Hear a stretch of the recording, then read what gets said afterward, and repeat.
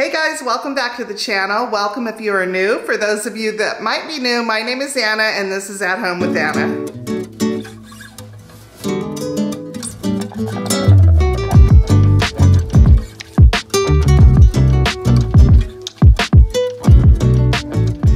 So today we are going to be styling the new shelving unit that my husband built for me over the weekend, and I am so excited. I know that in the last video I said we were going to go antiquing together.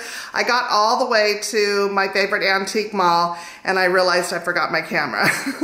But I am going to show you guys the items that I picked up to style this bookshelf. Now my idea behind this is I don't want to overcrowd it. I want it to be I want to leave it pretty airy. I don't want it to be a bookshelf with a ton of stuff on it. I really want to highlight some certain items.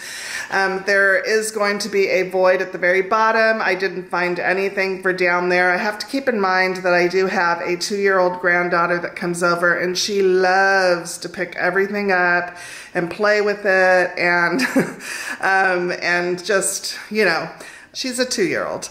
And I follow Bunny Williams' rule of there's nothing too precious in your home and your home isn't so unfriendly that your grandchildren don't feel comfortable. So although we do teach her to not touch or to be gentle with Letha's Pretties, I still want to be cautious of what I put on the lower shelves. So I know that that's the first place she's gonna come when she comes over next, is over here, and she's gonna wanna touch everything that she can get her hands on. So there is an antique mall in another town, Franklin, near me, and I may be driving there this weekend, we'll see. There's a booth in that antique mall that sells all kinds of vintage books, and they had a bunch of vintage encyclopedias and I really liked them. I didn't pick them up because we didn't have this yet, and you know, I wasn't sure exactly how I wanted to style this, but I'm thinking those might be good. But either way, I don't have them today. And it's okay to leave voids in your decor because that's part of the fun of collecting, right? So when I go out and I find something, I can say, oh, it'll look great on the bookshelf. So, and I still have so much more to collect because we're gonna be doing the office/library as well. So there's gonna be a lot of shelves in there for me to collect. And I'm not opposed to new items. I just have mentioned on numerous occasions that I want my home to look collected over a long period of time, and I want to kind of have a little bit of story behind stuff. Not everything's going to have a story behind it, but I think that's really the fun of home decor. So I'm going to go ahead and show you guys what I picked up, and then we're going to get to styling the shelves. Okay, in no particular order, these are vintage frames, and I'm going to say they are probably from like the 1970s, if I had to guess. And the only reason why is because my mom had frames exactly like this when I was growing up, and I was born in '65. So I want to say they're either from the 60s or the 70s, and I loved them when I saw them. I do still need to get pictures printed up because I do want to have pictures of all my grandkids and family pictures scattered throughout the home in beautiful frames. So this is a really great start. But I picked these up and they were, I think, $8 each or $11 each. And I thought that was a really good price for a vintage frame. So started off with that. And then in the same booth, here's another vintage frame that I picked up, and I love the two, you know, the two-sided frames, and I loved the detail in this frame. It is so pretty on each corner. It has a little embellishment, and it's just so pretty. Oh my gosh. So I think this one was a little bit more expensive, and it has the velvet back, which I really love, and it's really nice and thick. And I really loved the detail of this, so I thought these were really great finds for picture frames. Moving on, I found a great piece of studio pottery and fell in love with this color scheme when I saw it. I believe this is signed. It is. It says 19, let's see if we can see this together. I couldn't make it out in the mall yesterday. I think it says 1976. 1976 and 1976 Seagrove. I believe that says Seagrove. It's really hard to tell, which is kind of cool because this one here that I picked up last time is Old Hard Times, and it's from 01, and it's Seagrove. Seagrove is a pottery company in North Carolina, so I think that's what that says. I can't really make it out, but either way, I fell in love with it, and I thought that it paired so nicely with this one here that I got, and this one was only $11.50. $11.50 for this one. Yes, it is a 1976 Seagrove pottery pitcher. I paid $45. With 10% off, so I paid $40.50 for it. So I didn't get a great price on it, but that doesn't matter to me. I'm not going to resell this. This is something that I'll cherish and have forever, and I just loved it, and that's what matters. So the only time you make money on this type of thing is if somebody is looking specifically for this type of item, and you don't want to pay the $40, you want to pay more like the $11. But like I said, I fell in love with it when I saw it, and anytime I see studio pottery and it's signed, I pick it up if I like the color scheme. So there's that. I did find a couple more prints from the 12 Months of Flowers. I have September and I got March, and they are much smaller. They're, I believe, like an 8x10 print, so perfect for a bookshelf. But this is my newfound love right now. I'm just loving everything about these prints. I love the colors. I love everything about them so much. So I thought this would be perfect to go on a bookshelf. And then I picked up some old books, and I went with the color scheme, as you can see here. And these I'm using as risers. So they were fairly cheap, $8, $5, $4, you know.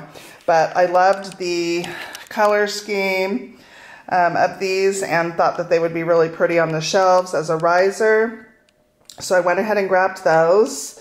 I'm going to be using my quill that I found, my brass quill, and also this beautiful piece of studio pottery, which I only paid $6.50 for. I'll be using that.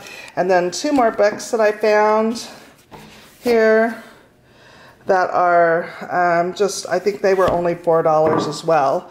She'd take the price off, she did. It's kind of cool though to look through these books. It's upside down. Sometimes people write in them or dedicate them. Look at that. Somebody has, this is really cool.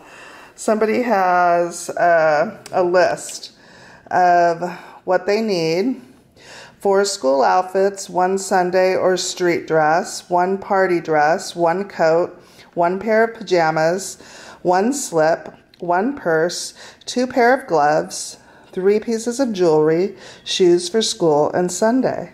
I love that. It's just so cool to open up a book and see stuff like that. Now this was published, let's see, because we certainly do not dress like that anymore. We don't wear gloves anymore. So that, I wish there was a date in there to when somebody wrote. But I love to look through the old books and see what people have written, you know, that kind of thing. And let's see. So she's sewing, I suppose, all of these things. And she's made notes inside the book.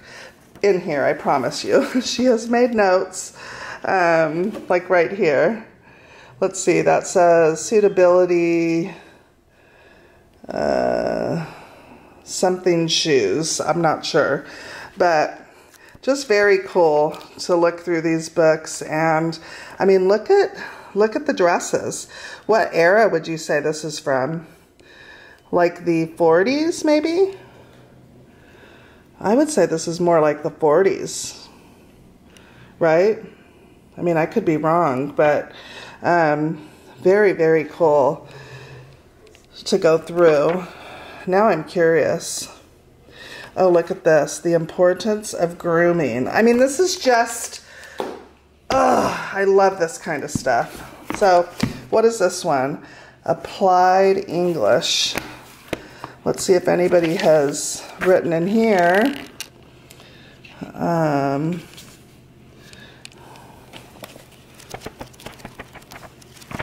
These are just so fun, you guys, to look through. I mean, I could do this all day. I could sit in a vintage shop of vintage books all day and read what people have written. It just warms my heart. Let's see. Compliment fills out. Answers what? Subjective comp. Complements the predicted verb and go back and describes the subject. So obviously somebody's taking notes in class. They don't make any sense, but very cool. It is really very cool to go back and look at all of this stuff. So very cool. Anyways, that's what I picked up. And I'm also going to, I think, incorporate my little genie jar here. And I think it all just goes really well together. I'm going to be hanging a piece of vintage art here as well, and that will complete the entry. So you see, I don't have to travel the world to collect items of interest or things that pique my interest. It's really cool now, you know, that I found that. I can pull that down and I can share that with somebody. Now I'm curious. I'm going to go through these other books before I get them on the shelves. If I find anything cool, I'll share them with you. But I want to get the shelf styled so that we can, you know, go on with the finished look. But first I'm going to go through those books. Okay, I think that I didn't see anything in those books that was worth mentioning. But I think I'm going to go in first with these picture frames, and pardon me for not having pictures in them yet. I want candid photos. I don't want photography photos, because I think those are really fun to put on a bookshelf. It adds interest. So I just need to write down the way I want the pictures to be and the size, and go to like one of those photo places and print up some candid photos of the grandkids. But I think I'm going to go ahead and place these on the top shelf. I think they'll look really good up there.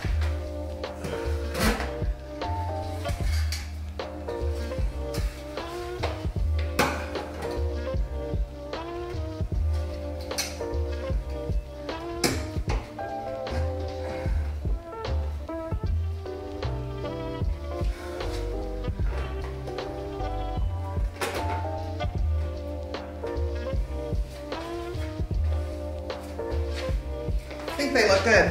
Okay, I think the next items I'm going to go in with are my vintage pictures.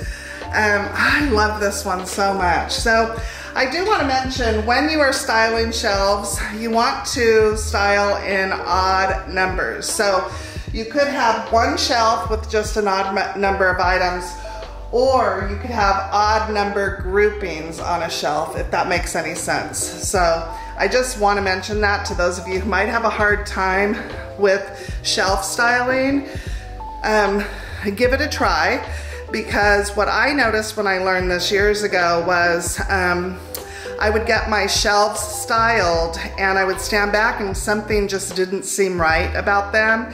And once I started pairing in odd numbers, it just kind of smoothed everything out and made it make sense. So you might want to try that and see if it does the same for you. It's just more appealing to the eye when you style in odd numbers.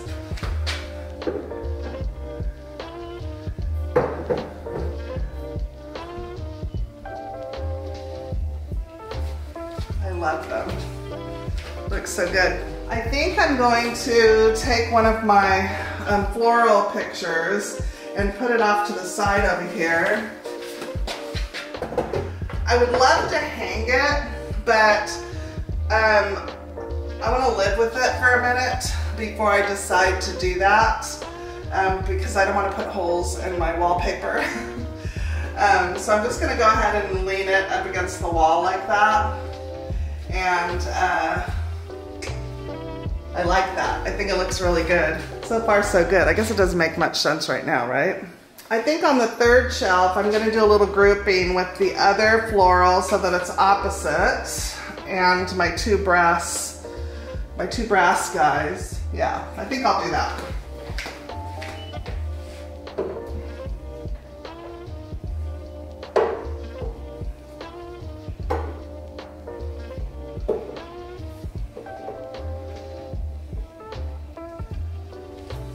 That looks good, huh?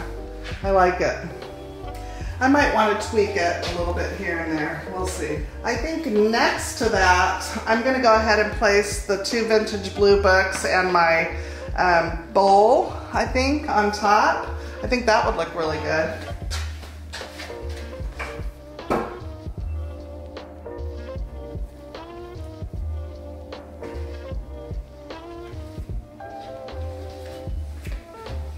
I love it. Looks good. Now I think opposite of that, diagonally, I'm going to go ahead and place the rest of the books and my little genie jar sitting on top. I think that'll look really good.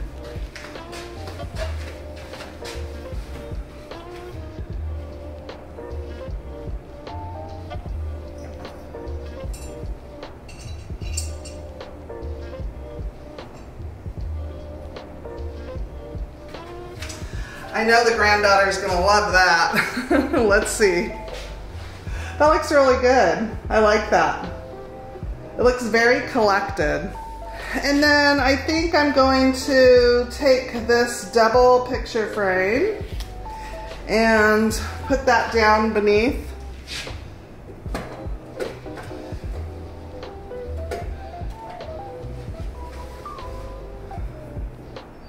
It looks really good. Let me see what it looks like through the camera. Yeah, that looks really good. Let's back it just a little bit.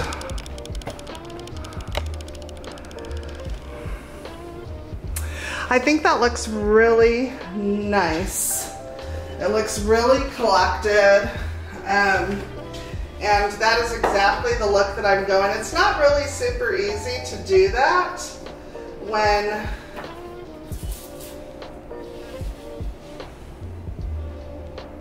I just found some more writing. So when we were growing up, when we would get textbooks, at least when I was growing up, and I was born in 1965, we would write our names in the book. So every year you'd get a book given to you, like a textbook for a class, and you knew who had the book before you the year before, so it's kind of cool. But that is what's in there from back in the day. It's kind of cool. But I love the fact that this looks collected over time. Once I get the family photos put in there, it's gonna make it look a lot more homey and a lot more like part of this house, personalize it a little bit. But I really like it. Shelf styling can be really hard, and it can become very busy very quickly, especially when you're doing really narrow or not. These shelves are not very deep. They're only 9 inches deep. So it's natural for you to want to get a bunch of little items to pile in there. But you want to make sure to have a polished, collected look, that you group items, number one, and number two, you don't overcrowd the shelves, so that when people come in and they're drawn into the area, they can come over and pick up the bowl and, you know, just kind of admire what you have in there. But I love that I also have some empty space, so, you know, I could add to if I wanted to. For instance, this is not an odd number. This is 2 pots and then 1 picture. Together they make up an odd number, but if I wanted to, if I found, for instance, another studio pottery pitcher smaller, then I can put that here and I would have an odd number grouping here and 1 over here. I hope that that makes sense to you. But that's really, really what makes the shelves look really good, I think. So let me show you the picture that we're gonna be hanging. Okay, I can't remember if I showed this to you guys when I got it, but I got it for $19 at a thrift store. And there's a couple of reasons that I loved it, and you guys will notice this as I pick up artwork in my finds, is I'm a huge fan of matted pictures, huge fan. I love ornate picture frames, and this is a double matte actually, or triple matte, 1, 2, 3. It's a triple matte. But I am a huge fan of barns, and that is something that I really love here.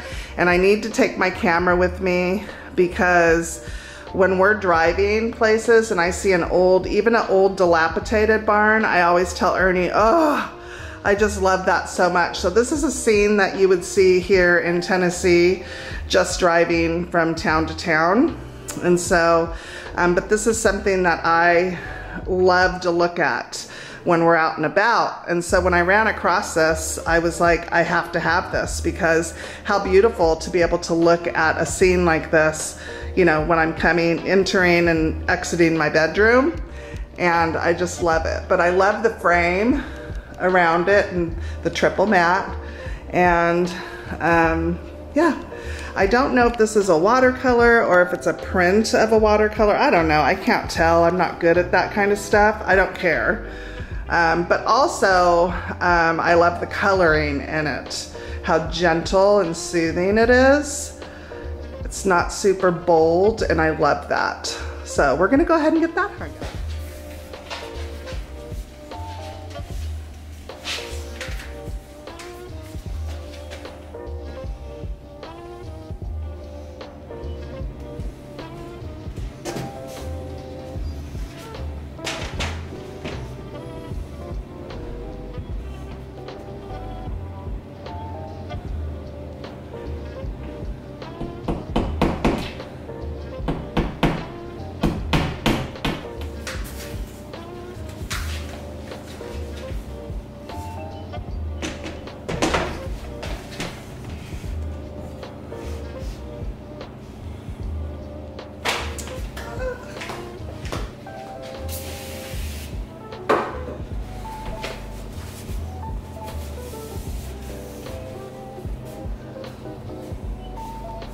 Okay, this looks so good here, you guys, and I'm not even opposed to low art. So I think that would actually look really good, is if I found another piece of substantial art like this and hung it low. I love the idea of low art. I never had that when I had small kids because of, you know, little hands, and but I've always loved that look of low art on the wall, like pretty much taking up the whole wall with the art. I think that that looks so wonderful. So I am not opposed to that. And now when I'm out antiquing or thrifting and I run across a large piece of art like this, I know exactly where I could put it, as long as it complements, in a way, this one. I'm not opposed to having a more contemporary piece right beneath this, but you know, it has to resonate with me. I have to look at the photo and just love it for a reason before I bring it home, but I'm not opposed to that. So you guys have to let me know in the comments what you think. I know this is a very short video, but hopefully you guys can appreciate the look of something that wasn't here, you know, just a few days ago, and now it's here and it's decorated, and this little niche has meaning. Now that's all that's left to do in the future. This is what I was telling you guys. Here is the light right here, right outside the cubby, which is so annoying, but I want to have a chandelier hung right here. Not a low one, it won't go higher than the door, but I think that would just finish the whole space off. So I love this look, and I love how the blues and the painting, didn't even plan that, kind of coordinate with the wallpaper and the cabinet color. I think that looks so beautiful. You guys are gonna have to let me know in the comments what you think. But I'm in love. I'm in love. If it's possible to be in love with something, well, here we go. I'm in love. So good. I hope you guys enjoyed this very short decor video. It's a small space. It didn't take much. But I hope you guys enjoyed it, and I hope that I gave you guys some ideas for your own home if you have like a little area like this to make it stand out and make it make sense. Give it a personality, give it a purpose. For me, this right here, seeing art and that back there is everything. I just love it. Okay, so next on the agenda is the powder room, and I am so excited to get that done. Hopefully you guys got some inspiration out of this. I really hope so. If you guys enjoyed today's video, make sure to give it a thumbs up, share it, like it, subscribe if you haven't already. I'd really appreciate it. And we will see you guys in the next video. Bye. Hey guys, welcome back to the channel. Welcome if you are new. For those of you that Hey guys, welcome back to the channel. Welcome if you are new. For those of you Hey guys, welcome back to the channel. Welcome if you are new. For those of you that are new, my name is Ann.